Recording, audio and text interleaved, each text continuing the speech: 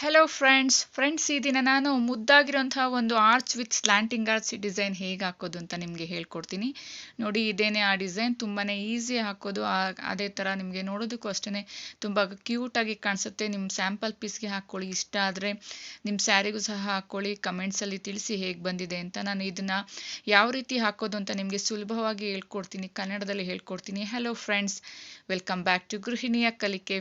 Friends, ಈ ದಿನ ನಾನು slanting arch with slanting design ಹೇಗೆ ಹಾಕೋದು ಅಂತ ಹೇಳ್ಕೊಡ್ತೀನಿ. ತುಂಬಾ ಈಸಿ, ಸುಲಭವಾಗಿ ನಿಮಗೆ ತಿಳಿಸ್ಕೊಡ್ತೀನಿ. ಮೊದಲು ನಾವು ಅದಕ್ಕೆ ಪಿಂಕ್ ಕಲರ್ ದಾರವನ್ನು ಅರಳೆ ತೊಗೊಂಡಿದ್ದೀನಿ. ಅದನ್ನು ನಾಟ್ ಹಾಕಿ ಇಟ್ಕೊಂಡು, ನಾಟ್ ಬ್ಯಾಕ್ ಸೈಡ್ಗೆ ಬರೋ ಥರ, ಗಂಟು ಬ್ಯಾಕ್ ಸೈಡ್ಗೆ ಬರೋ ಥರ ನಾವು ಒಂದು ಸಿಂಗಲ್ ಲಾಕನ್ನು ಮಾಡ್ಕೊಳ್ಳೋಣ. ನಾನಿಲ್ಲಿ ಸ್ಯಾಂಪಲ್ ಪೀಸ್ಗೆ ಹಾಕ್ತಾ ಇದ್ದೀನಿ. ಒಂದು ಸಿಂಗಲ್ ಲಾಕನ್ನು ಮಾಡಿದ ನಂತರ ನಾವು ಚೈನ್ ಸ್ಟಿಚ್ಚನ್ನು ಹಾಕ್ತಾ ಹೋಗೋಣ. ನಾನಿಲ್ಲಿ ಚೈನನ್ನು ಹಾಕ್ಕೊತಾ ಇದ್ದೀನಿ. 4 ಚೈನ್ ಹಾಕ್ಕೊಂಡಿದ್ದೀನಿ. 4 ಚೈನ್ ಹಾಕ್ಕೊಂಡು 4 ಚೈನ್ ಲೆವೆಲ್ಗೆ ಎಲ್ಲಿಗೆ ಬರುತ್ತೆ ಅಲ್ಲಿಗೆ ನಾವು ಬಟ್ಟೆಗೆ ಲಾಕನ್ನು ಮಾಡ್ಕೊಳ್ಳೋಣ. ತುಂಬ ಟೈಟಾಗಿ ಲಾಕ್ ಮಾಡಬೇಡಿ. 4 ಚೈನ್ ಲೆವೆಲ್ಗೆ ಕರೆಕ್ಟಾಗಿ ಅಲ್ಲಿಗೆ ನಾವು ಲಾಕನ್ನು ಮಾಡ್ಕೋಬೇಕು. ಲೂಸು ಬೇಡ, ಹಾಗೆಯೇ ದಾರವನ್ನು ಎಳೆದು ಟೈಟಾಗಿ ಸಹ ಹಾಕ್ಕೋಬೇಡಿ. ಅದೇ ರೀತಿ ಕಂಟಿನ್ಯೂ ಮಾಡ್ಕೋಬೇಕು ಚೈನನ್ನು. ಮತ್ತೆ ನಾನು 4 ಚೈನ್ನ 2 ಟೈಮ್ ಎರಡನೇ ಸಲ ಹಾಕ್ಕೊತಾ ಇದ್ದೀನಿ. ಫಸ್ಟ್ ಟೈಮ್ ಒಂದು ಲಾಕನ್ನು ಹಾಕ್ಕೊಂಡು 4 ಚೈನ್ನ ನಾವು ಬಟ್ಟೆಗೆ ಲಾಕ್ ಮಾಡಿದ್ದೀವಿ. ಅದೇ ರೀತಿ 4 ಚೈನ್ ಎಗೇನ್ ಮತ್ತೆ ಹಾಕ್ಕೊಳ್ಳೋಣ. 4 ಚೈನ್ನ ಹಾಕ್ಕೊಂಡು ಅದರ ಲೆವೆಲ್ಗೆ ನಾವು ಬಟ್ಟೆಗೆ ಲಾಕನ್ನು ಮಾಡ್ಕೊಳ್ಳೋಣ. 2 ಸರಿ ನಾವು 4 ಚೈನ್ ಹಾಕಿದ ಮೇಲೆ ದಾರವನ್ನು ಮೇಲ್ಭಾಗ ಮಾಡ್ಕೊಳ್ಳೋಣ. ರಿಂಗ್ ಬೀಡನ್ನು ಹಾಕ್ಕೊಳ್ಳೋಣ. ರಿಂಗ್ ವಿತ್ ಸ್ಮಾಲ್ ಬೀಡನ್ನು ಹಾಕ್ತಾ ಇದ್ದೀನಿ. ಸೊ ಇದನ್ನು ಲಾಕ್ ಮಾಡ್ಕೋಬೇಕು. ನಾವು ಇದರೊಳಗಡೆ ಥ್ರೆಡ್ ಪಾಸ್ ಮಾಡಬೇಕಾದ್ರೆ 6 ಎಳೆ ದಾರನೂ ಸಹ ಅಟ್ ಎ ಟೈಮ್ ಪಾಸ್ ಆಗೋ ಥರ ನೋಡ್ಕೋಬೇಕು. ಒಂದು ಎಳೆ ಮಿಸ್ ಆದ್ರೂ ನೀವು ಮತ್ತೆ ದಾರವನ್ನು ಬ್ಯಾಕ್ ಸೈಡ್ಗೆ ತೆಗೆದು ಮತ್ತೆ ಮೊದಲಿಂದ ಹಾಕ್ಕೋಬೇಕಾಗುತ್ತೆ. ಸೊ ಈ ರೀತಿ ನಾವು ತೊಗೊಂಡು ಲಾಕ್ ಮಾಡಿದ ನಂತರ ಮೊದಲು ನಾವಲ್ಲಿ ಬೀಡನ್ನ ಲಾಕ್ ಮಾಡ್ಕೊಳ್ಳೋಣ. ಆಮೇಲೆ ಬಟ್ಟೆಗೂ ಸಹ ಆ ಲೆವೆಲ್ಗೆ, ರಿಂಗ್ ಬೀಡ್ ಲೆವೆಲ್ಗೆ ಎಲ್ಲಿಗೆ ಬರುತ್ತೆ ಅಲ್ಲಿಗೆ ನಾವು ಬಟ್ಟೆಗೆ ಲಾಕನ್ನು ಮಾಡ್ಕೊಳ್ಳೋಣ. ಸೊ ನಾನಿಲ್ಲಿ ಲಾಕನ್ನು ಮಾಡ್ತಾ ಇದ್ದೀನಿ. ಲಾಕ್ ಮಾಡಿದ ನಂತರ ಹಾಗೆ 4 ಚೈನನ್ನು ಕಂಟಿನ್ಯೂ ಮಾಡ್ಕೋಬೇಕು. ಸ್ಟಾರ್ಟಿಂಗ್ನಲ್ಲಿ ಅಷ್ಟೇ 4 ಚೈನ್ನ ನಾವು 2 ಟೈಮ್ ಹಾಕ್ಕೊತೀವಿ. ನೆಕ್ಸ್ಟ್ ನಾವು ರಿಂಗ್ ಬೀಡನ್ನು ಲಾಕ್ ಮಾಡಿದ ನಂತರ ರಿಂಗ್ ಬೀಡ್ನ ನಂತರ ನಾವು 4 ಚೈನ್ನ 3 ಟೈಮ್ ಹಾಕ್ಕೋಬೇಕು. ಸೊ ನಾನಿಲ್ಲಿ 4 ಚೈನನ್ನು ಹಾಕ್ಕೊತಾ ಇದ್ದೀನಿ. 4 ಚೈನ್ 1 ಟೈಮ್ ಹಾಕಿದ ನಂತರ ರಿಂಗ್ ಬೀಡ್ ಹಾಕಿದ ನಂತರ ನಾನಿಲ್ಲಿ 4 ಚೈನನ್ನು 1 ಟೈಮ್ ಹಾಕ್ಕೊಂಡು ಲಾಕನ್ನು ಮಾಡ್ತಾ ಇದ್ದೀನಿ. ನೋಡ್ತಾ ಇದ್ದೀರಲ್ಲ, 4 ಚೈನನ್ನು 1 ಟೈಮ್ ಲಾಕ್ ಮಾಡಿದ ನಂತರ ಎಗೇನ್ ಮತ್ತೆ ನಾವು 4 ಚೈನನ್ನು ಕಂಟಿನ್ಯೂ ಮಾಡ್ಕೋಬೇಕು. ಎರಡನೇ ಸಲ ನಾನು 4 ಚೈನನ್ನು ಹಾಕ್ಕೊಂಡು ಅದರ ಲೆವೆಲ್ಗೆ ನಾವು ಲಾಕನ್ನು ಮಾಡ್ಕೊಳ್ಳೋಣ ಬಟ್ಟೆಗೆ. ಸೊ ನಿಮ್ಗೆ ಅರ್ಥ ಆಗಲಿ ಅಂತ ಸ್ವಲ್ಪ ನಾನು ಬೇಸೇ ಇಂಪಾರ್ಟೆಂಟು ಡಿಸೈನ್ ಯಾವುದೇ ಹಾಕೋದಕ್ಕೂ. ಸೊ ಬೇಸ್ ಅರ್ಥ ಆಗಲಿಲ್ಲ ಅಂದರೆ ನೀವು ಡಿಸೈನ್ ಕಲ್ತ್ರೂ ವೇಸ್ಟೇ. ಸೊ ಅದಕ್ಕೋಸ್ಕರ ನಾನು ನಿಧಾನವಾಗಿ ಹೇಳ್ಕೊಡ್ತೀನಿ. ಇದೇ ರೀತಿ ನಾವು ರಿಂಗ್ ಬೀಡ್ ಹಾಕಿದ ನಂತರ 4 ಚೈನನ್ನು 3 ಟೈಮ್ ಹಾಕ್ಕೋಬೇಕು. ರಿಂಗ್ ಬೀಡ್ನ ನಂತರ ನಾವು 4 ಚೈನನ್ನು ಮಧ್ಯದಲ್ಲಿ 3 ಟೈಮ್ ಹಾಕ್ಕೋಬೇಕು. ನೋಡಿ, ತೋರಿಸ್ತಾ ಇದ್ದೀನಿ. ಸ್ಟಾರ್ಟಿಂಗ್ನಲ್ಲಿ 4 ಚೈನ್ 2 ಟೈಮ್ ರಿಂಗ್ ಬೀಡನ್ನು ಲಾಕ್ ಮಾಡ್ಕೊಳ್ಳೋಣ. ಆಮೇಲೆ 4 ಚೈನನ್ನು 3 ಟೈಮ್ ಹಾಕ್ಕೊಂಡಿದ ನಂತರ ನಾವು ದಾರವನ್ನು ಮೇಲ್ಭಾಗ ಮಾಡಿ ಮತ್ತೆ ನಾವು ರಿಂಗ್ ಬೀಡನ್ನು ಲಾಕನ್ನು ಮಾಡ್ಕೋಬೇಕು. ಲಾಕ್ ಮಾಡಿದ ನಂತರ ಅದನ್ನು ಬಟ್ಟೆಗೂ ಸಹ 1 ಟೈಮ್ ಲಾಕನ್ನು ಮಾಡ್ಕೋಬೇಕು. ನೋಡಿ, ತೋರಿಸ್ತಾ ಇದ್ದೀನಿ. ಬಟ್ಟೆಗೂ ಸಹ ಅದರ ಲೆವೆಲ್ಗೆ ನಾವು ಲಾಕನ್ನು ಮಾಡ್ಕೊಳ್ಳೋಣ. ರಿಂಗ್ ಬೀಡನ್ನು ನಾವು ಯೂಸ್ ಮಾಡಬೇಕಾದ್ರೆ ತುಂಬ ಟೈಟಾಗಿ ನೀವು ಲಾಕ್ ಮಾಡೋದು ಅಥವಾ ನೀಡಲ್ನಲ್ಲಿ ಎಳೆಯೋದು ಮಾಡಬೇಡಿ. ರಿಂಗ್ ಬೀಡ್ ಕಟ್ ಆಗೋ ಚಾನ್ಸಸ್ ಇರುತ್ತೆ. ಸೊ ತುಂಬ ಕೇರ್ಫುಲ್ಲಾಗಿ ಸಾಫ್ಟಾಗಿ ಹ್ಯಾಂಡ್ಲ್ ಮಾಡಬೇಕು. ನೋಡಿ, ಬೇಸ್ ಕಂಪ್ಲೀಟ್ ಆಗಿದೆ. ಸ್ಟಾರ್ಟಿಂಗ್ನಲ್ಲಿ 4 ಚೈನ್ 2 ಟೈಮ್ ಹಾಕ್ಕೊಂಡಿದ್ದೀನಿ. ರಿಂಗ್ ಬೀಡನ್ನು ಹಾಕಿದ ನಂತರ 3 ಟೈಮ್ 4 ಚೈನ್ ಮತ್ತೆ ರಿಂಗ್ ಬೀಡ್ ಲಾಕ್ ಮಾಡಿಕೊಂಡು ಮತ್ತೆ 3 ಟೈಮ್ ಹಾಕ್ಕೋಬೇಕು. 4 ಚೈನ್ ರಿಂಗ್ ಬೀಡ್ ಲಾಕ್ ಮತ್ತು ಎಂಡಿಂಗ್ನಲ್ಲಿ ಸ್ಟಾರ್ಟಿಂಗ್ನಲ್ಲಿ ಮಾತ್ರ 4 ಚೈನನ್ನು 2 ಟೈಮ್ ಹಾಕ್ಕೋಬೇಕು. ಇನ್ ಬಿಟ್ವೀನ್ 3 ಟೈಮ್ ಹಾಕ್ಕೋಬೇಕು. ನೆಕ್ಸ್ಟ್ ಹಾಗೆಯೇ ಅದೇ ಕಲರ್ನಲ್ಲಿ ನಾವು ಸೆಕೆಂಡ್ ಸ್ಟೆಪ್ನ ಕಂಟಿನ್ಯೂ ಮಾಡ್ಕೋಬೇಕು. ಸೊ ನಾನು ಸ್ಟಾರ್ಟಿಂಗ್ನಲ್ಲಿ ಲಾಕ್ ಮಾಡಿದ್ರ ಮೇಲೇ ಮತ್ತೆ ಎಗೇನ್ ಲಾಕನ್ನು ಮಾಡ್ಕೊಳ್ಳೋಣ. ನೋಡಿ, ಲಾಕನ್ನು ಮಾಡಿದ ನಂತರ 4 ಚೈನನ್ನು ಹಾಕ್ಕೊಳ್ಳೋಣ. ನೋಡಿ, ತೋರಿಸ್ತಾ ಇದ್ದೀನಿ. 4 ಚೈನನ್ನು ಹಾಕ್ಕೊಂಡಿದ್ದೀನಿ. 4 ಚೈನ್ ಎಲ್ಲಿಗೆ ಬರುತ್ತೆ ಲೆವೆಲ್ಗೆ ಅಲ್ಲಿಗೆ ನಾವು ಲಾಕ್ ಮಾಡ್ಕೊಳ್ಳೋಣ. 4 ಚೈನ್ ಪಕ್ಕದಲ್ಲಿರೋಂಥ 4 ಚೈನ್ಗೆ ದಾಟುತ್ತೆ. ಸೊ ಅಲ್ಲರ ಪಕ್ಕದಲ್ಲಿರೋಂಥ 4 ಚೈನ್ನ ಒಳಗಡೆ ನಾವು ಈ 4 ಚೈನನ್ನು ಲಾಕ್ ಮಾಡ್ಕೋಬೇಕು. ಸೊ ಲಾಕ್ ಮಾಡಿದ ನಂತರ ನಾವು ಅಲ್ಲಿಂದಲೇ ನೀಡಲ್ ಮೇಲೆ 1 ಟೈಮ್ ದಾರ ತೊಗೋಬೇಕು. ಅಂದರೆ ನಾನು ಇಲ್ಲಿ ಡಬಲ್ ಕ್ರೋಶವನ್ನು ಮಾಡೋದು ನಿಮಗೆ ತೋರಿಸ್ತಾ ಇದ್ದೀನಿ. ಸೊ ನೀಡಲ್ ಮೇಲೆ 1 ಟೈಮ್ ದಾರ ತೊಗೊಂಡು ನಾವು ಬೀಡ್ನ ಒಳಗಡೆಯಿಂದ ರಿಂಗ್ ಬೀಡ್ನ ಒಳಗಡೆ ನಾವು ಡಬಲ್ ಕ್ರೋಶವನ್ನು ಮಾಡೋದಕ್ಕೆ ಸ್ಟಾರ್ಟ್ ಮಾಡ್ಕೋಬೇಕು. ಸೊ ಅದರಲ್ಲಿ ನಾವು ರಿಂಗ್ ಬೀಡ್ನ ಒಳಗಡೆ ಡಬಲ್ ಕ್ರೋಶವನ್ನು ಮಾಡಬೇಕಾದ್ರೆ ನಿಧಾನವಾಗಿ ನಾವು ನೀಡಲ್ನ ಕ್ರೋಶವನ್ನು ನಾವು ನಿಧಾನವಾಗಿ ಥ್ರೆಡ್ನ ಪಿಕ್ ಮಾಡೋದಕ್ಕೆ ನಿಧಾನವಾಗಿ ರಿಂಗ್ ಒಳಗಡೆ ಪಾಸ್ ಮಾಡಬೇಕು. ತುಂಬ ಟೈಟಾಗಿ ಒರಟಾಗಿ ಮಾಡಿದ್ರೆ ರಿಂಗ್ ಕಟ್ಟಾಗೋ ಚಾನ್ಸಸ್ ಇರುತ್ತೆ. ಸೊ ಕೇರ್ಫುಲ್ಲಿ ನೀವು ಹ್ಯಾಂಡಲ್ ಮಾಡಬೇಕು ಈ ಥರ ಡಿಸೈನ್ ಹಾಕಬೇಕಾದ್ರೆ.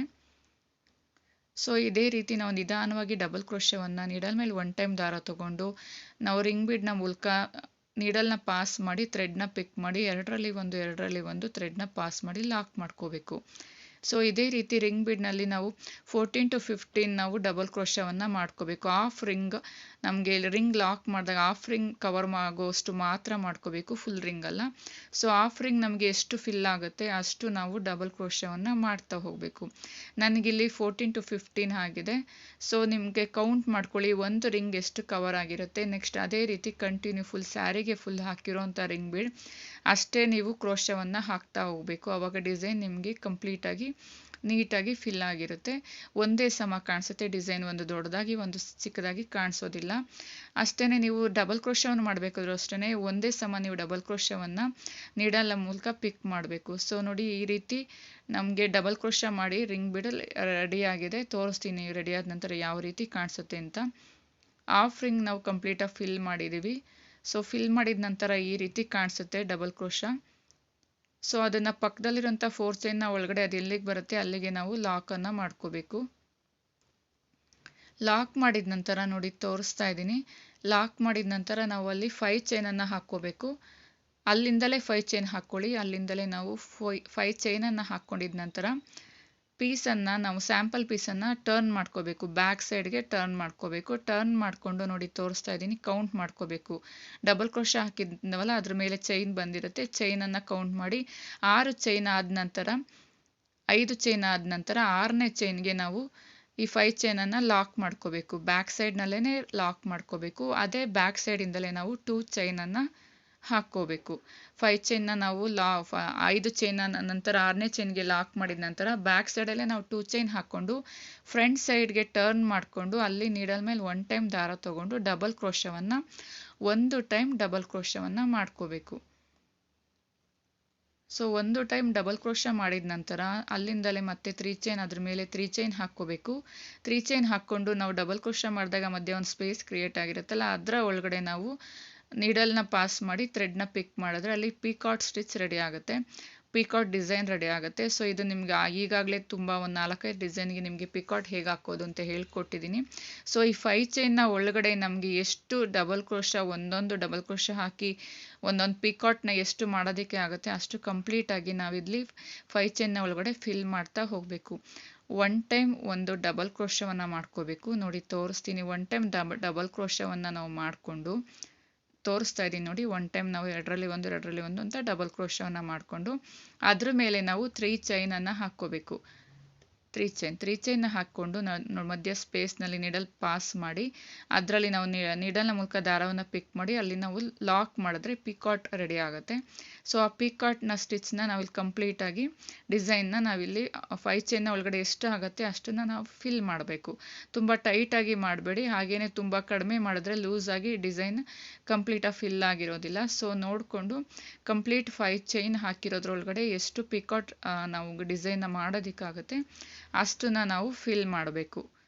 ನಿಧಾನವಾಗಿ ಕಂಪ್ಲೀಟಾಗಿ ಮಾಡಿ. 6ರಿಂದ 7 ಇಲ್ಲಿ ಮಾಡ್ಬೋದು, 5 ಇಲ್ಲ ನಾವು ಡಿಸೈನ್ ಮೇಲೆ ಡಿಪೆಂಡು, ನಾವು ದಾರ ಎಷ್ಟು ತೊಗೊಂಡಿರ್ತೀವಿ ಅದರ ಸೈಜ್ ಮೇಲೆ ನಮಗಲ್ಲಿ ಫಿಲ್ ಆಗುತ್ತೆ.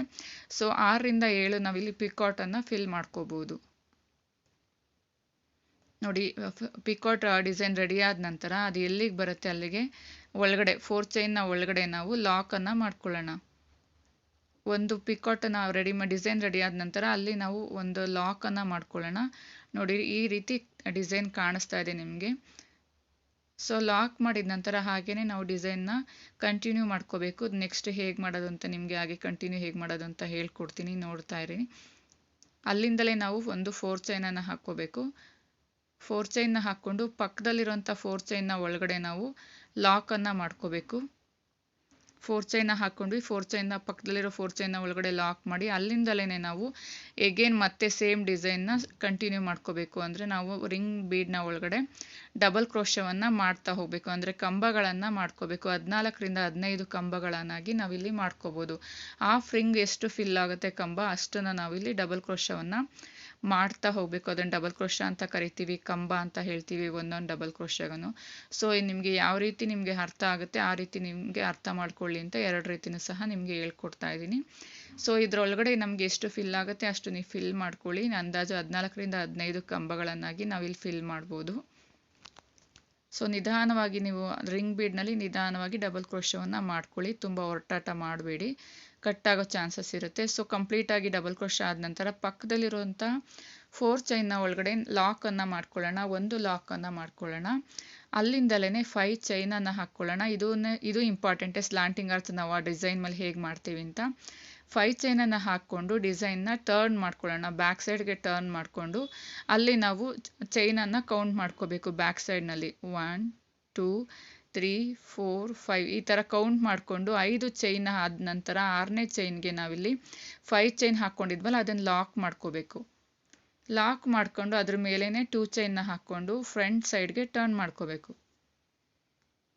ಫ್ರಂಟ್ ಸೈಡ್ಗೆ ಟರ್ನ್ ಮಾಡಿದ ನಂತರ ಅಲ್ಲಿಂದಲೇ ಒಂದು ಡಬಲ್ ಕ್ರೋಶವನ್ನು ಮಾಡ್ಕೋಬೇಕು. 2ರಲ್ಲಿ ಒಂದು ಲಾಕ್ ಮಾಡಿಕೊಂಡು ಅದ್ರ ಮೇಲೆ ನಾವು 2 ಚೈನನ್ನು ಹಾಕ್ಕೋಬೇಕು. 3 ಚೈನನ್ನು ಹಾಕ್ಕೊಂಡು ಮಧ್ಯದಲ್ಲಿ ಗ್ಯಾಪ್ ಇರುತ್ತಲ್ಲ ಡಬಲ್ ಕ್ರೋಶದ್ದು, ಅಲ್ಲಿ ನಾವು ಪಿಕಾಟನ್ನು ಒಂದು ನಾಟನ್ನು ಹಾಕಿದ್ರೆ ಲಾಕ್ ಮಾಡಿದ್ರೆ ಪಿಕಾಟ್ ರೆಡಿ ಆಗುತ್ತೆ. ಸೊ ಅದೇ ರೀತಿ ಕಂಪ್ಲೀಟಾಗಿ 5 ಚೈನ್ ಫಿಲ್ ಆಗುವಷ್ಟು ನಾವು ಒಂದೊಂದು ಡಬಲ್ ಕ್ರೋಶ ಮಾಡಿ ಅದ್ರ ಮೇಲೆ ಪಿಕಾಟನ್ನು ಮಾಡ್ಕೋಬೇಕು.